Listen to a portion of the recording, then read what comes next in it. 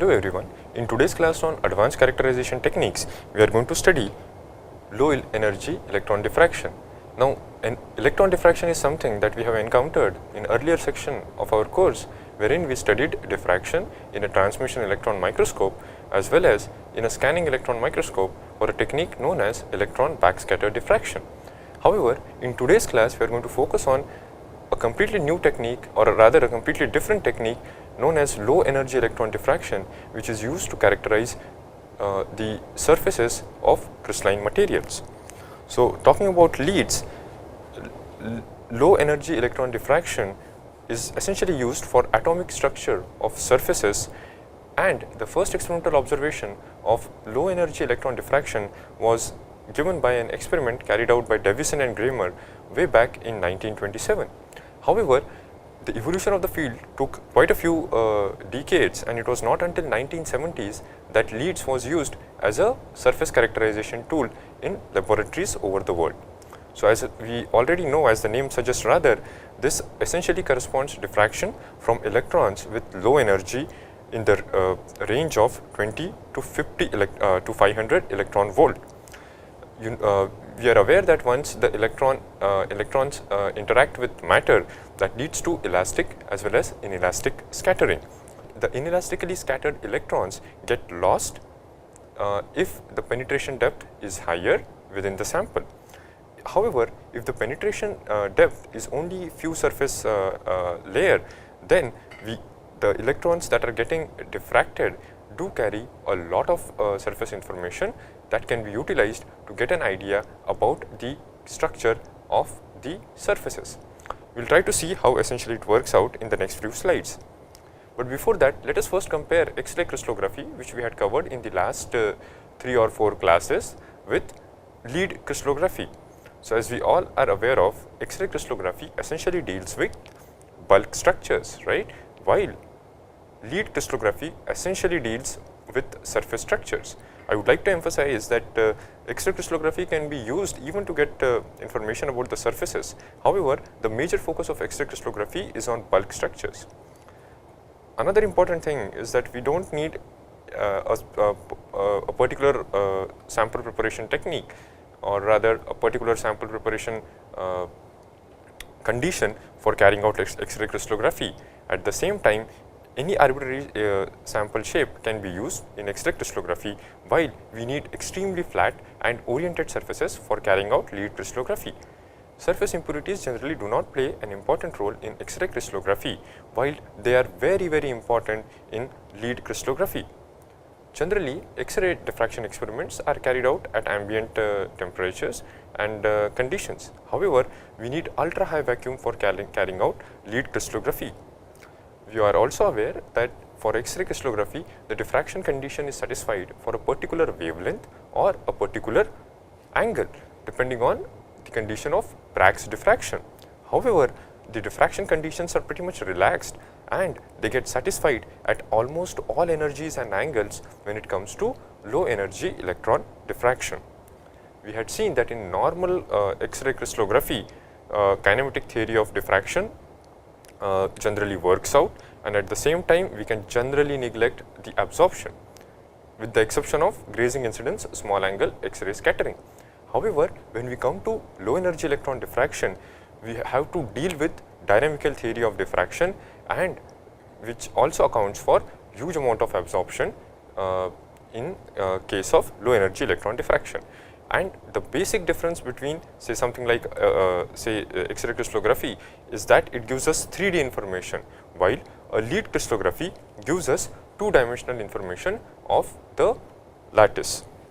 Having talked about it, let us go back and try to revise how actually diffraction takes place, and this is something that we had covered in the very first class, wherein we saw that we have, for every lattice, we have a corresponding reciprocal lattice associated with it. During diffraction, we use a particular wavelength which decides the diameter of the Ewald sphere, and all X-ray diffraction, or for that matter all diffraction techniques, are based on orienting either the crystal or the or the eval sphere in such a manner so that the diffraction condition is satisfied. However, as you can easily visualize from this image which we had seen earlier, diffraction is essentially a 3D phenomena. However, since we are dealing with surface structures, if we jump from 3 dimensions to 2D, we do see the same construction in 2D, and this figure also we had again seen, and herein we see the eval sphere and the limiting sphere, which is a larger sphere, and the condition for diffraction in 2 dimensions. However, the situation is not as simple, and a real picture of this is given through taking a view of the reciprocal space. So, in this case we have taken a section of AG111 surface, that is the section of the 111 surface illustrating accessible range of XRD in grazing incidence mode, which shows the red part. So, herein this is our eval sphere, and you can imagine that you can always draw a sphere comprising of with diameter twice that of the diameter of the eval sphere, which comprises of the limiting sphere. However, what LEED essentially offers us is this dotted view, or rather the dotted circle essentially shows the region which can be viewed, the region of the reciprocal space that can be viewed with low energy electron diffraction. So, we can see that part of the region which is not accessible through grazing incidence X-ray diffraction is essentially available through low energy electron diffraction, and this is what is the USP of this particular characterization technique. So, as we can see, with the change in wavelength, with the increase in energy, there is a decrease in wavelength and therefore an increase in the diameter of the eval sphere. So, here in this figure we can clearly see that the information given by LEED is completely different. It is shown here by the green arrows or the green lines over here. So, this part or this view of reciprocal space is provided by LEED, while the red part, the red region shown, red lines shown over here is essentially provided by normal grazing incidence X-ray diffraction. There is another technique which is known as spot profile analysis, low energy electron diffraction, or what is known as SPA LEED, which gives us information about exactly perpendicular to the plane, and herein we can get a lot of information about the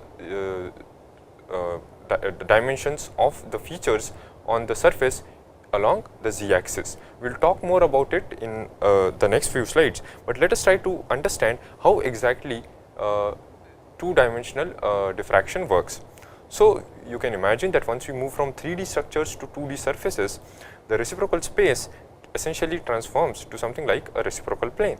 So, instead of having a space group, we do have a plane group. We are aware that there are 32 point groups in 3D and there are 10 point groups in 2D. When you talk about space groups, we have something like 230 space groups in 3D and 17 plane groups in 2D, right? So, the obvious question arises is that when we are looking at say 2D patterns of films or islands which are on the surface, are we seeing the 2D structure? Well, the answer is not really true, because we are not seeing the existing 2D planes. Instead, we have to keep in mind that LEED is a two-dimensional projection of 3D lattice, and therefore, we are not restricted to the 17 plane groups or 10 point groups in 2D. Instead, we are left with 80 diperiodic space groups. However, the good news is most of them, or rather all of them, have been accounted for, and there are tables, like we have tables for all these 32 point groups and 230 space groups. Even the crystallography community is quite aware of the 80 diperiodic space groups which are existing, and this information can be used to characterize, or rather to index, the obtained diffraction pattern. Talking about how exactly the diffraction occurs in 2D, this is just the extension from the figure which we had shown a couple of slides ago. So, here we can have two cases or rather two conditions. When it comes to low energy electron diffraction, we can have a normal incidence wherein you can see that your incidence wave is perpendicular to the lattice over here at 0, 0, 0. At the same time, in one case we can have incidence which is not normal, which can be seen over here.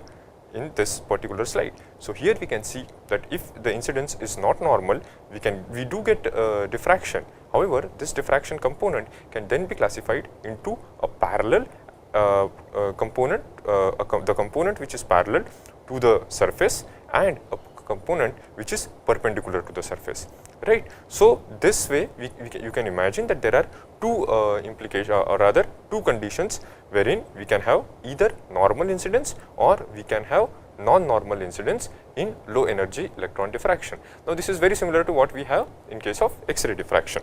So the concept remains the same, only thing the implications are slightly different. So talking about how exactly diffraction occurs, let us go back and look at the diffraction in 3 dimensions. Now this equation we have come across plenty of times in the last few classes. So the Bragg's law, we know that n lambda is equal to 2d sin theta. Having said that, we know that how do we derive to this formula? We go and calculate the extra path length that the that X-rays have travelled. In this case, it is AB plus BC, and we know that if the extra path length or the path difference, if it is an integral multiple of lambda, we do get constructive interference, and we end up getting diffraction. Therefore, we have n lambda is equal to 2d sin theta. However, when we come to 2d, we see that the diffraction occurs in this way. Having said that, we see that this is restricted only to the plane, only diffraction occurs only in one plane. There is no diffraction in the third dimension, and therefore the Bragg's law gets modified into the 2D form as a sin theta is equal to n lambda.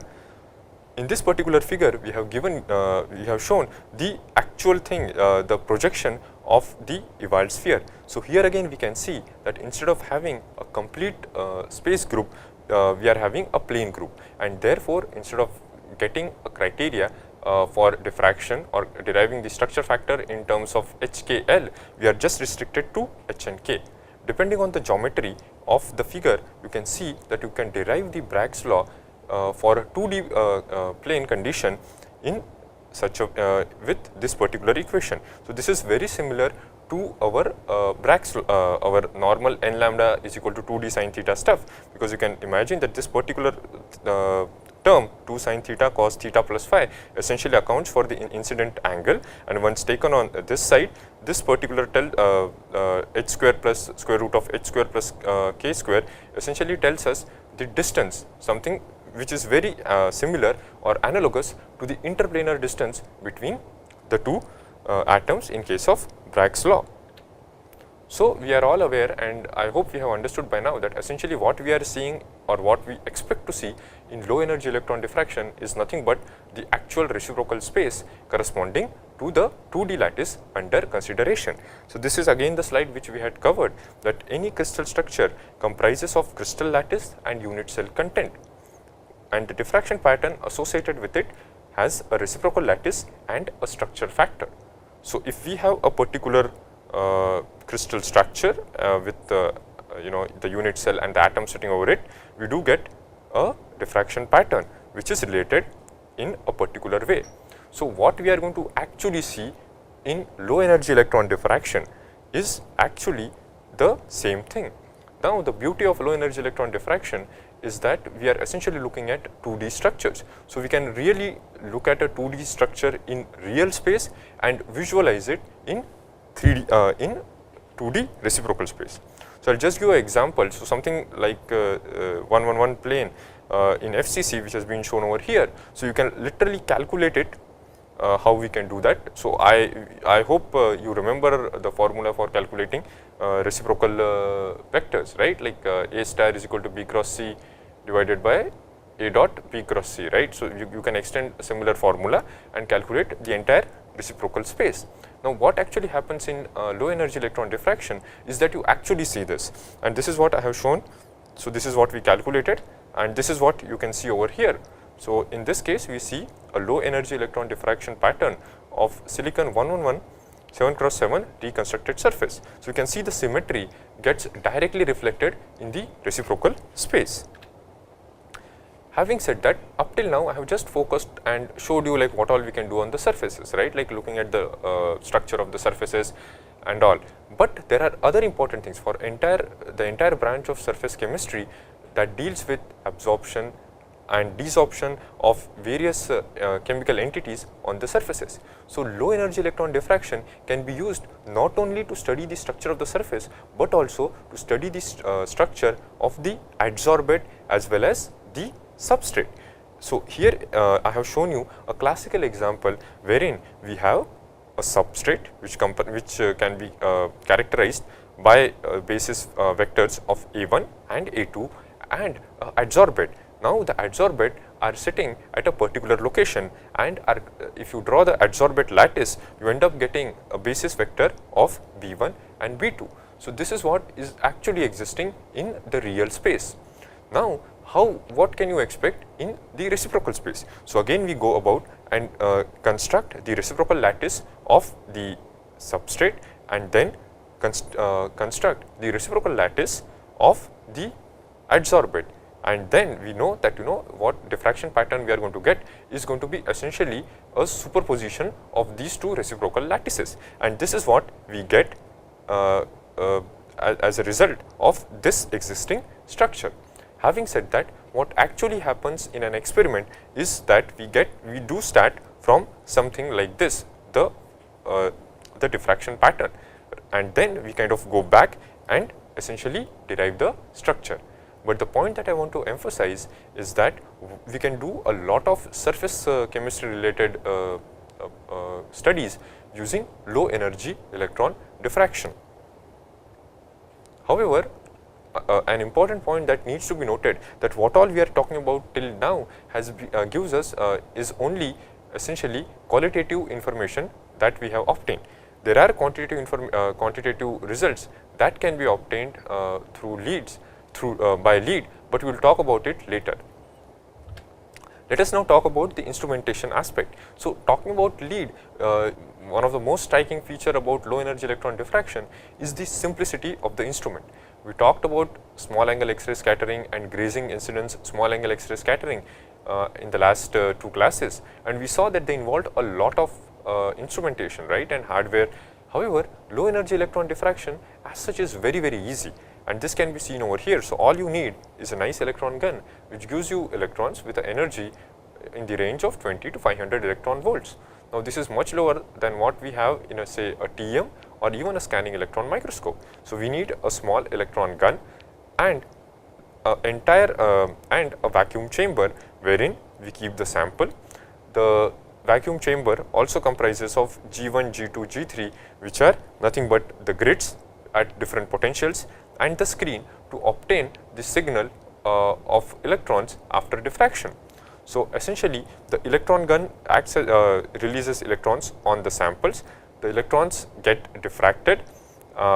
Partly G1 is the grid which is essentially grounded, while G2 and G3 are kept at a negative potential to ward off the inelastically scattered electrons, and only diffracted electrons go back and hit the screen.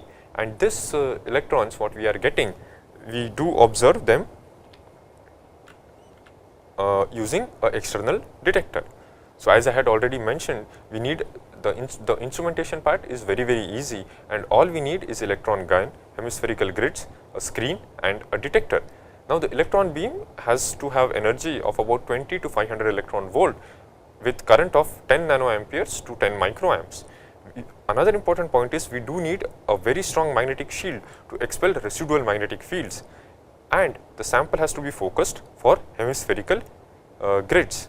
The elastically scattered electrons which carry all the diffraction information have to reach the screen, while the inelastically scattered electron constitute the background and they have to be reflected off. This is achieved by giving the lens G1 ground, while lens G2 and G3 are kept at a negative potential. Now what all pattern is forming on the screen can be obtained on a photographic film or a video camera. Now one of the important condition for carrying out successful low energy electron diffraction is that the sample surface has to be extremely clean. At the same time, lead gives us information only for crystalline materials which undergo diffraction. We can use lead to detect various adsorbate. At the same time, you can appreciate that if at all there are some defects like steps or kinks on the surface, or for that matter if there is some kind of relaxation occurring on the surface, we can capture this information using low energy electron diffraction. Therefore, electron diffraction, certain features like irregular steps lead to blurred or streaky pattern, while kinked surfaces lead to additional spot or spots in different direction of the step direction. So, I would like to emphasize that when we talk about irregular steps or kinked surfaces, essentially we are talking about atomic level of irregularity or kinking. So, this kind of ability to really study the structure at atomic level is provided by low energy electron diffraction only. So, we have seen the kind of low result we get with low energy electron diffraction, wherein we see nice spots. Now, there lies a wealth of information in the shape and distribution of diffraction spots obtained in low energy electron diffraction. The spot intensity and position correspond to the structure factor. Well, this is what we had agreed, that actually what we see in low energy electron diffraction is the reciprocal space. At the same time, the spot profile can give us a lot of information about the defect structure. This is what we saw, that the irregular steps lead to blurring and streaky pattern. Therefore, we can see that the spot position as well as the spot intensity and profile carries a lot of information about the surface structure of the material under consideration. Therefore, we can see that low energy electron diffraction offers us qualitative information about symmetry of surface structures. It also gives us information about size and orientation of adsorbate with respect to substrate. It gives us quantitative information of the atomic positions on the surface from IV plots. This aspect we are going to cover in the next few slides. I would like to mention that this is a very involved topic, and we are going to just touch upon this aspect and see that what all we can do with IV plots, rather than knowing how we can do surface structure analysis using IV plots. Another technique that I had mentioned earlier, which was the spot profile analysis, low energy electron diffraction, it gives us information about the lateral and vertical lattice constants of say islands on the substrate. It also gives us complete island dimensions and reduced screen. However, it has a problem that the screen size offered by SPA lead is much lower compared to conventional low energy electron diffraction. Therefore, depending on our need, we can choose either the lead option or the SPA lead option. I would also like to mention that one thing that we should keep in mind, that since we are using electrons for diffraction, we can always use the same electrons for imaging purpose and just use our simple low energy electron diffraction setup as a electron microscope, and to get some image, to get an electron image and go to the region of our interest and then try to get diffraction from that particular region. Another important point that needs to be discussed is, we talked about just a single or diffraction event occurring which leads to formation of the reciprocal space. However, as we had mentioned earlier, that low energy electron diffraction comprises of dynamic scattering from various layers of atoms. Now, this makes it necessary to account for intensity of the spots. It is therefore necessary to determine the amplitude and phase of the diffracted beam. However, we know that the phase of the beam cannot be determined using a detector. However, the intensity gives us still gives us a lot of information, and this is achieved by using a CCD camera in the low energy electron diffraction setup. So, just to illustrate how does dynamic diffraction occurs, this is the classical 2D diffraction that we had seen in the earlier slide. However, when we go and have a dynamic event, right, we do see that the diffraction occurs not only from the surface but also from another level or the another plane. Now, depending on the kind of things we are having, that if you have a adsorbate on the substrate, so we can get diffraction not only from the adsorbate atom on the substrate, but also and substrate atom which is below the adsorbate. So, you can imagine that these multiple these multiple scattering events are similar to what we talked about in grazing incidence small angle X-ray scattering. So, this essentially ensures that that our Born approximation of single diffraction is no longer valid, and we need to modify it extensively. Now, this dynamical scattering can be caused because of ion core scattering, because of multiple scattering as we had already seen, inelastic events like the ones that I had mentioned earlier, and at the same time it can occur because of surface vibrations due to temperature. We will come to it and we will not go in details and try to find out how exactly this all happens, but all this carries important information on the interlayer spacing in terms of like what is the adsorbate and the substrate interlayer spacing, the height of the adsorbate atoms, as well as relaxation phenomena, like how relaxation is occurring on a free surface. Now, this can be obtained, as I had already mentioned, by measuring the intensity as a function of incidence angle and incidence energy.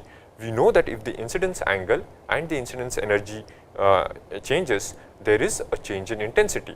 So, by systematically studying the variation of intensity as a function of incidence angle or incidence energy, we can get different conditions of dynamic diffraction and then derive back the structure in details. So, herein in this image, I have just given you a glimpse of how actually we can compare kinetic versus dynamic low energy electron diffraction. So, herein we see that if at all we are getting kinetic diffraction, we see a nice periodic variation of intensity. Now, this essentially occurs, I hope you occurs because of only single scattering event. Now, all these peaks that you are seeing essentially corresponds to spot, right, all the diffraction spots, and if you plot the intensity of it and get intensity versus your energy peak versus energy curve, you see that we get a nice periodic pattern. However, if there is dynamic diffraction, you see that there is a lot of noise in the diffraction pattern. Now, the trouble is it is much easier for us to kind of assume a particular structure and reproduce the diffraction pattern using single scattering event. However, when we talk about dynamic scattering event, I hope you can see that each peak over here corresponds to a different scattering event, something what we had noted down over here, and all these events have to be accounted for in order to reproduce this kind of a diffraction curve. And I hope you appreciate that once we are in the dynamic low energy electron diffraction regime, getting information about the structure is very difficult. Having said that, one thing that cannot be disputed is that the dynamic lead carries a lot more information than a kinematic lead or a lead occurring due to kinematic diffraction.